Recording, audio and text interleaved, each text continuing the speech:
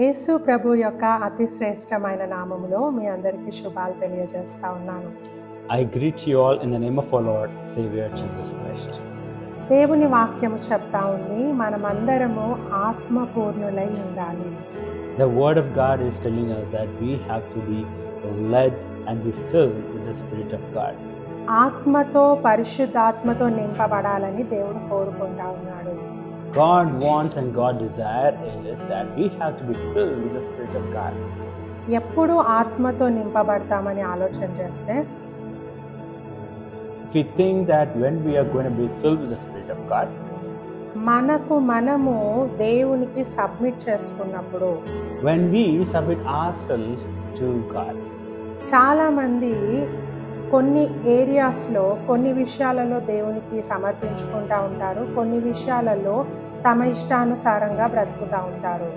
many of us in few reasons on few matters we submit to God, but rest of things we don't submit and we do according to our will.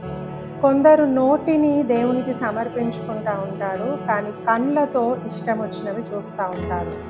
So few people they submit their mouth to God, but with eyes they sin, they try to see other things and do sin with their eyes.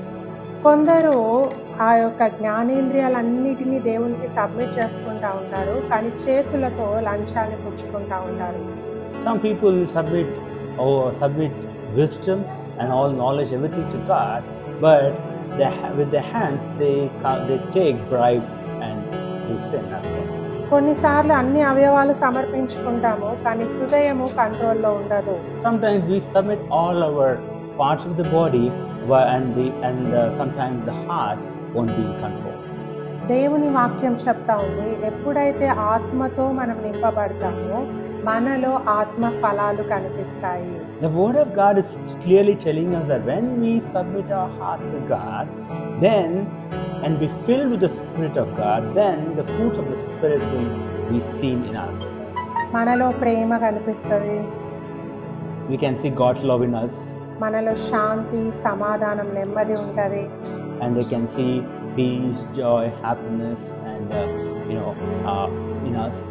మనలో ఆశా నిగ్రహం ఉంటుంది, They can see the desire of God in us. Self control ఉంటుంది. They can see the self-control in us. మనము ఆత్మతో నింపబడితే ఆత్మ ఫలాలన్నిటినీ మన జీవితంలో చూడొచ్చు. When we are filled with the Spirit of God, then we can see the spirit of fruits fulfilling and being fruitful in our lives. ఒకవేళ మనలో ఆత్మ ఫలాలు లేకపోతే, If at all, if we don't have the fruits, the Spirit fruits in us, మనము నిజమైన విశ్వాసులము కాము. then we are not the true believers of Christ. అట్టి వారిని యేసు ప్రభువు వేషధారులుగా పిలుస్తా ఉన్నాడు. So our Lord Savior Jesus Christ named and tagged them as hypocrites. అందుకని So that's why ఈ రోజు నుండి from today, మనము ఆత్మను మన జీవితంలోకి ఆహ్వానిద్దాం. so today we'll try to invite the Holy Spirit God into our lives. పరిశుద్ధాత్మను మన జీవితంలోకి ఆహ్వానిద్దాం. We'll invite the Holy Spirit God, the Spirit of God in our hearts.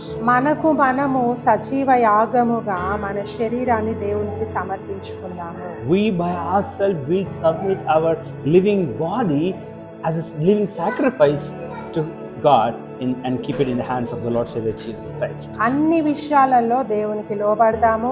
In every matter we'll try to obey God. అన్ని విషయాలలో ఆయనకు నచ్చినట్టుగా మనం జీవిద్దాం. In every matter area we'll try to lead a life which Christ wanted us to lead.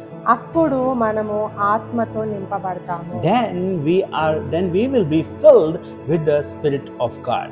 దేవుడి వాక్యమును దీవించును గాక. May the Lord Jesus bless this word among us. God bless you. Jesus bless you. Amen.